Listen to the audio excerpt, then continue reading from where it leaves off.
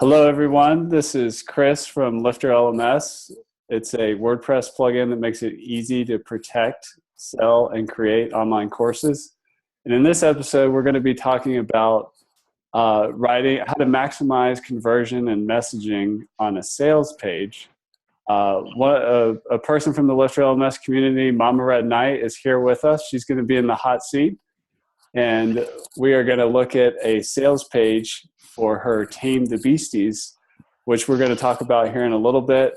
Mama Red's doing it's like an offer. A lot of you online course creators are often doing courses in tandem with some other kind of offer. So that's what we've got going on here with Mama Red.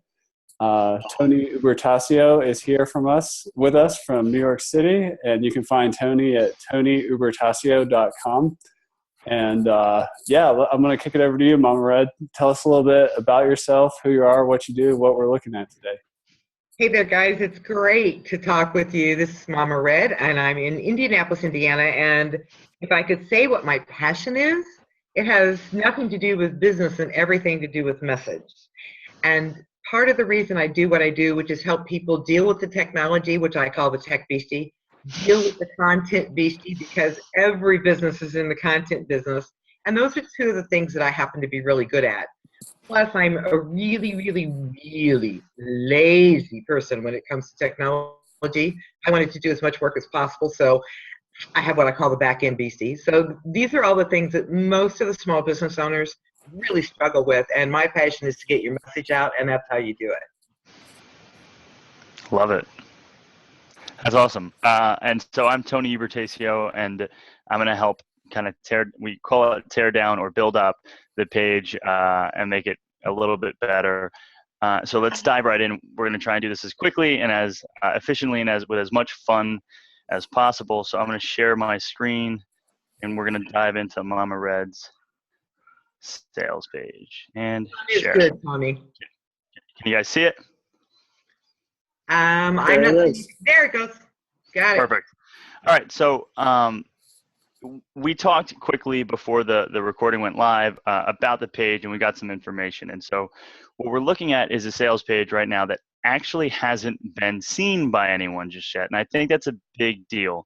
And so as much as the energy that we're going to have and our hearts are going to say, like, let's make this thing as perfect as possible. Let's have the writing be perfect. Let's have the messaging be perfect. Let's have everything be perfect.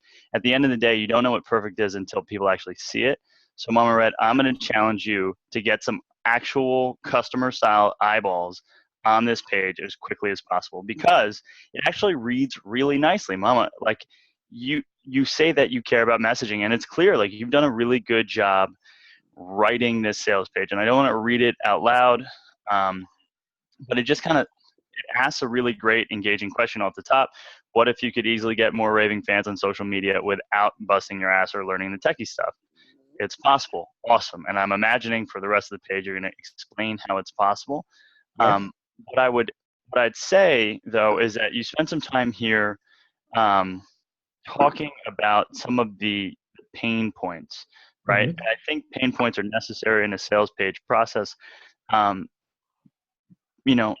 My question is, like, are these pain points actually truly aligned with the pain points that your customers are feeling? And we won't know that for sure until we make asks of them. And so we won't know that for sure until people actually see the page. But like, I hear you on this, like the idea of flooding, and you use such vivid vocabulary, which is important, and I think is something that you have like in droves, and it's beautiful. But now it's like, okay, does it actually speak to people, and does it get them to take money out of their pocket so that you provide the service that you're saying you will? Mm-hmm. I'm not sure if it will just yet. In part because what Chris and I were talking about before you came on was the question of proof, right? And what you provide a little bit deeper into the page is a version of social proof. And you have some quotes here from Phyllis, and then deeper down from James. But what I'm not certain of is actual proof. Like, prove to me above and beyond that you've spent $200,000, like that, you know what you're doing, or prove to me how you spent the $200,000. Prove to me the time it takes to create these posts, to publish these posts. Like, let's spend more time not just talking, like, not just discounting the fact that this social media racket is a hard one, and that the only way to make the big bucks is to constantly flood the airways with content. But like, let's prove that when you do flood the airways with content, that good things come of it, and potentially that you've been a part of creating those good things that come after social media airways have been flooded. Or prove to me the amount of time that you can save by having this stuff chopped up and prepped for you. You know, a metaphor that comes to mind for me is like, you would then be a sous chef who does all the prep work, just lines up everything, and your customer can be a chef. And that makes some sense, because at the end of the day, the chef can cook the meal faster. And if you can cook faster, then you can make more money technically, or at least it feels better. And so what I'd say is, you spend time here, slave over the keyboard 24/7.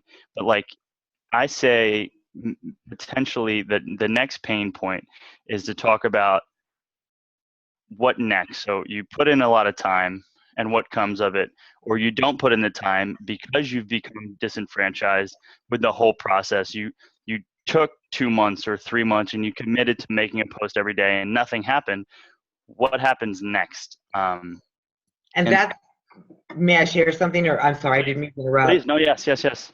My strength is I can actually tell you and give you estimates, of how long it takes to create things, if you do it really well or if you do it halfway well. I almost said a bad word. How long would it take to do a good social post? I would say you could easily spend, at least, if you include the planning and the upfront stuff, not just the I'm putting my fingers on and drawing a square. I would say you could probably take several hours. I would agree. I think even if you batch social media content and social posts, I think you're taking hours, at least hours a week, to get this done. And I think in that there is the rub. In that, so you can, because right now, I'd be concerned that the page is talking about how it's just too hard. And I think what we want to talk about is that life on the other side of the fence, when it's not hard, and when the likes start coming in, and when followers start following, and you start to be able to share the message or the vision or the intent with your audience, like what kind of great things happen. And then if you can do me one more and like quantify the time and the valuation on time, when you no longer need to create these things for yourself, then all of a sudden it gets interesting. But that's all to say, these are hypotheticals because we don't have conversion rates yet. I think that the sales page is pretty good. It's like better than most. Thank you. And so one of the things I would say is like, one of the coolest things ever, no writing, no searching, right? This is all awesome, but where does the traffic come from? And this, to me, is one of the biggest questions with any sales page is, where is the traffic coming from? What do they know of you? And that really will dictate how you need to communicate net in the whole scheme of things. And so, Chris, and for the LifterLMS community, this is, I think, particularly important because, as we talked briefly before this plays a part of a bigger ecosystem of the Tame the Beasties brand, right? And this would come after someone takes a course and potentially learns some of the social media tools and processes and how to build engaging social media content. And so knowing that, it might mean that different things need to get said on this page. And you've already spent the time, you've taken the course, you know how long it takes and how much attention you need to put into creating this great content. Now let me tell you about this beautiful thing that I do for only, the super engaged or the super dedicated to their business and to their craft, who know that the time they spend serving clients is more valuable than the time they spend building an Instagram post or a Facebook post. Those people are the people who go on and like really take their businesses to the next level. I want to help you be one of those people. That all of a sudden makes a ton of sense now because they've been educated before landing on the sales page. Additionally, that means that you can re-engage them, you can email them because you've already sold something to them. They're already a part of your ecosystem, they're already a part of your list, and that is huge. And so the takeaway on that is where are the eyeballs coming from? And that makes a huge, huge difference. If this is cold, someone's landing on this from a Twitter post or from some thing that you post onto Facebook, I think that there's going to need to be more actual proof. Like, social is great if it says, I used to spend 5 hours a week just on my Instagram posts or just on my Twitter image cards. And now it comes to me in a zip drive file in the very beginning of the month. Then all of a sudden it makes some sense. Because the proof that I want to see is that, this will make a difference in my business. This will make a difference just if like people actually care about social metrics, that this will make a difference in your social metrics. And at the very least, but this is valuable nonetheless, is you'll have more time with your kids because you don't need to stay up late making Instagram pictures or Facebook posts or whatever it might be. And so,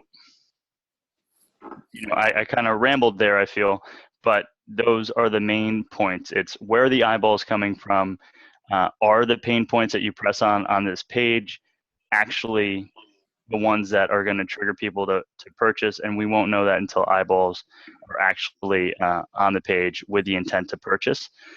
The last point that I would say is that if you are going to drive people from social, potentially turn this into an opt-in style page where you talk about, we all know how hard it is, and you hit the pain points. We're supposed to do X, Y, and effectively the first third of your sales page, and say, what would it do for your business if you can get all this stuff every day? What would it mean? Click here if you're interested in learning about and you insert the names of your programs, and make it an opt-in, because then you can retarget, you can go back, you can remarket, and then finally figure out how to say the things that you need to say to get the person to purchase. Right now, the only option that anyone has is buy, and I think that the majority, call it 90% plus, will leave. And the opt-in, honestly, without anything really changing to this page, could just be, if you would like to see some examples, I'll send you your first week for free. I'll send you 7 freebies, just your email here. Well, and I think those are fantastic ideas. I really do appreciate them. And actually, I jumped into something today. I've had an idea going that would be, I think, part of the funnel for this. Okay. At least I've got it envisioned, which is what I'm calling the 31 in 7 social media challenge. And it's how to create 31 posts in 7 days or less so that you have an entire month's worth done. Yeah. And part of the reason for doing that is exactly what you were talking about, which is when you see what it takes you, by the time you find the images, by the time you put the type on them, learn the software, Right. There you go. So I actually announced that today and have my first 6 people signed up for more information about that challenge. Love it. I mean, I think it's I think you told us a little bit about your social reach, and I think that doing something like that where you make, let's call it a LifterLMS free course, right? Let's say it's a free course as an intro to the funnel. I think that is a very interesting thing, and I've seen email sales courses be really, really great list building strategies, and with the whole point being that you really, either need to educate customers or get very, very, very good at communicating the way that they would about how much it stinks to make. And by the way, just not to justify what I wrote or didn't write, because your feedback is so cool. The things that are the pain points, those are actually things people have said to me. Yeah. And that's why I'm like, this is I think it's a really good sales page. Like this is a good sales page. It does a lot of things right. Maybe we go over those real quick. Things that it does right. It gives a what if, right? What if you could easily have get more raving fans on social media without busting your ass? That is awesome. We should be creating new futures with our audience, with our customers, so that they start asking these questions and go down it. You go from there, you talk about the pain, right? You say, here's how hard it is. Here's my social proof. I think that's important. Like, I've done some things, and I'm gonna be honest, the $200,000 in education and searching seems crazy. Maybe list out some bullet points here and say exactly where some of that money has gone, so that right? Because it is speaking a very true language right now, very authentic feel. But let's go even further. Let's say, but anyway, so you're talking about pain points. You give a little bit of social proof.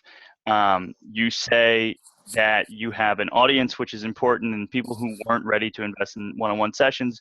Great. That's why you're making this scalable type of product. That makes sense to me. The solution. Oh my goodness, there is a solution. That type of a reality can exist. Social snack packs. Love it, right? It's even a great name. No writing, no searching for images. This is great. This is talking exactly how I might, but pick your pack. And so what I would say potentially here before you get into picking the pack is we talk about, maybe this is where you talk about, so why is no writing important? Why does no searching for images on hours on end? So maybe we talk about what life looks like normally, and then we say, pick your pack because this is what life can look like in the future. So can I ask you a question there? If you scroll back up on that page, and you've got the no writing, are you talking about adding that content before we talk about picking your pack, right? Yeah, so I think, okay, so now the product, there is a solution. This type of thing does exist. You say social snack packs. Let's read it out loud. The delicious, ready to serve posts served up beautiful backgrounds with a new set each month to keep your followers coming back for more. And the coolest thing ever, no writing on it. Okay, pick your pack. Pack to go. Okay, we do the storing and posting for you. How about some examples? Honestly, this is a good sales page. You do everything. You give examples. You give proof. You explain the product. I would just say this needs to happen after an opt-in. Okay, I agree. Because people aren't going to necessarily convert just because it's a good sales page. Agreed. But content chef, you talk about yourself. I mean, it's strong. It's really not bad. Don't have questions. I'm all ears. Email me. Send me my snacks. Mama Red, good page. We got to get eyeballs on it, and they need to come from your mailing list. So potentially, it's just rather than necessarily like doing a crazy overhaul on this, we come up with a small opt-in page that says something a la, what if you could easily get more raving fans in social media without busting your ass and learning all the tech stuff? And potentially just on that page, you talked about all those tech stuffs. So you talk about the tools that you use to make posts, the amount of time that it takes to make the post, and then you say, are you interested in not having to do any of this stuff ever again? Cool. Write your name here, and I'll tell you about what I built and how it's perfect for you. Well, and that makes sense. Now, if you did that, would you do it as what I call the opt-in gift model? Or is it just to say, are you interested or aren't you kind of thing, where it's not like I'm going to give them, like I have this 3-pager that I use as an opt-in gift sometimes. And it's basically 12 sources for images that are free for commercial use. Mm-hmm. So I have a couple things like that, but it sounds to me like what you're saying here is we would take a piece of this and, potentially there could be multiple tracks into the same thing because Right. it could be on the content, it could be on the techie, it could be on the images, My thought is that you run tests on opt-in pages. Right. Because this is a pretty damn good sales page. You run tests on opt-in pages to see what people are most interested in. Is it they want to know the tools, or they want to know how to do it faster, or they want to know effectively. I mean, those are things. Where to find the right images, but like that's tools. So it's tools or time are the two things that people are going to be looking for in terms of optimization. And I think that iterating the opt-in page allows you to send people to this sales page again and again after making tweaks and edits. It allows you to continue the conversation. It allows you to continue to add value. It allows you to then send them directly to a course that can teach things like, how to use Photoshop to make your social post, or how to, find the right image and the right font, or whatever it is that you teach. Mm-hmm. But I think the game needs to be build a mailing list around this theme, and then send people to the page, because you're doing it very well, I think. Now it's just a matter of testing the assumption, because I'd rather not assume. I'd rather use the data points. Chris, you've been silent. How are you feeling? Did we miss anything from the pre-talk? I think that's a really good point. I think what you mentioned about proof is really good. Everybody kind of gets social proof and testimonials, but there's also proof itself that's not necessarily social. The scammy internet version of that is showing up like checks you made from your affiliate marketing. God, I hate that. Yeah, I don't like it either. But they're doing that because that provides proof. Right. So just take that concept, do it in an ethical way, prove what you've invested in for the $200,000 of learning. Oh, believe me, I can. Yeah. It took about 4 editors to try to get me to put that in there. I was like, that sounds like a crap. Either that or really damn stupid. Yeah, I mean, and I think it's one reason why it sounds funny is because it's like a perfectly round number. But like the point that it's trying to make is a valid point. It's that this stuff takes a lot of time walking through thick brush, or you can take this very nice like manicured path that I've built for you, and the options exist. You can try and figure this out yourself. Let it be known that it cost me about $200,000 and 5 years worth of time to get to where I am today. And what I would stress is that potentially in the opt-in pages or somewhere in this page on the front end, you talk about what it is that you've learned, because I believe in a sales process that doesn't create a Wizard of Oz thing where it's like there's something behind the curtain. Like if you're as good as you say you are, tell me exactly what you do. And what I need to know, or what your customer should know, is like that you're confident enough telling them exactly how the sauce is made, and being confident that your sauce will always be better than theirs, and will always be better for them as a business owner, because it saves them time, because they're great salespeople. They're not great social media content makers. And that to me is a rational process. So it's like I use these tools, or I started with these tools. Like I was writing when on the original Mac, and that's where the journey began. Like use clear examples, and I think that makes a really strong point, a point that you're getting close to, in that I've spent $200,000 to learn this stuff, and it's compelling and it's real. And so that's one of the things that I think is beautiful about the page, is that you have a voice and you have a personality, and it's really hard to come across with voice and personality in written word. Not everyone does it. And that's why I was excited to get on the call with you today. Thank you. I really appreciate that. And the truth be told, there are plenty of examples, and I think that in my journey through this, what I call this online marketing nightmare some days, I negated probably well over 20 years of business experience that I had, thinking that it didn't count because, you know, I was going and all this kind of stuff. And all the stuff that we're going to be talking about and repurposing next week, Chris, is stuff I learned in my corporate days. I set it aside. It didn't matter because of online stuff. It wasn't until I got stories about people struggling with content that I brought it back up. But in point of fact, I'm awful hot, and I thought the proof had to be in how many millions of dollars you made, and I can't prove that because I don't have those numbers. I can tell you how long it takes to learn software, or, you know, in fact, I can give you an example right now. I had a client that didn't want to pay for images. I thought, okay, fine.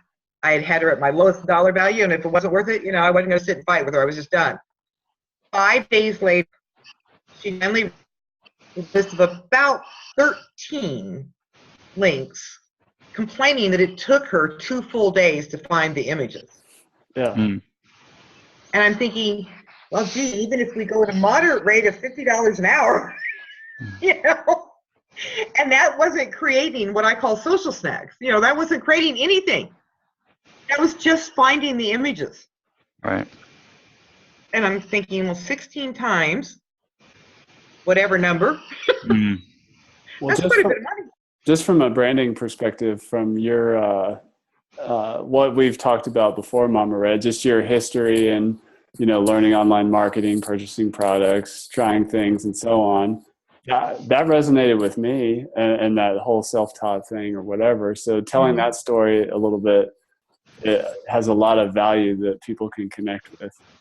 Okay. Yeah. And I think, especially if you're saying that you've cut your teeth kind of doing this for other people, I think, you know, I haven't launched $1 million businesses before. I can still help you, you know, and I think that needs to be at the heart of it. It's like, we've done the work, you've done the work, you know how to build things, and you know how to teach at a level that the average person's learning curve gets upgraded. So I'm going to make with my hands. No, I'm going to try it. No. So anyway, what you're talking about is like, life will go on for the people that you're trying to sell to. At this rate, normally things are good. It'll get better. What you were trying to create is this kind of hockey stick type of change. And the value is this area between my hands. And as long as you can create that value for people, which I believe that you can, I know that you can, it's just a matter of showing them that space in the graph will exist when they join up with you. Thank you. Awesome. I appreciate it. Fantastic. So, in conclusion, let's try and wrap this. It's about where the eyeballs are coming from. Very important part, because the sales page does not live alone on an island. It is part of a big mechanism. So whether people are coming from a LifterLMS course or using this sales page to go into a LifterLMS course, it's all part of a process that's important to understand. Do you have their email addresses yet? Yes or no? If it's no, I say turn this into an opt-in page, or put an opt-in page before it, so that you can send them back multiple times. This sales page does a great job having a voice. A unique voice that's an interesting voice. What we're stressing is that let's spend potentially a little bit of time getting clearer on proof, on proving that you've done the work, or proving that the alternate route, which does exist and will always exist, is to do it yourself, and this is what the world looks like when you do it yourself. And I think that this is a great sales page that has never seen a customer, and we need to change that as quickly as possible.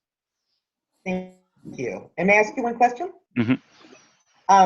What I've kind of got in my head as you've been talking is, like, this might be the sales page where somebody who took a class or who's been on my mailing list could come to, because they've had prep type stuff or type things. Whereas a moderated version of this or a scaled down version with an opt-in first to either learn more, get a tip, or get a mini course or something. Right. Could be another way to do it. So it's kind of coming at it from multiple directions, more like a spider web Mm-hmm. than what I call the straight out funnel. Is that fair? Right. I think it's yes. I think spider webbing into this would be a good plan because it allows for you to see which of those webs leading to the center is the one that really communicates and really connects to the customer. And when they come in this way, it's a yes at a much higher clip than everywhere else. And then that is what you want to make sure you start focusing on, and potentially later products, or just in this sales page, you really stress that channel as getting changed after taking this course or after using this service. Got it. Awesome. Well, thank you everybody for watching this. I'm Chris Badgett from LifterLMS. This is Tony Ubertaccio from TonyUbertaccio.com and Mama Red from MamaRedKnight.com.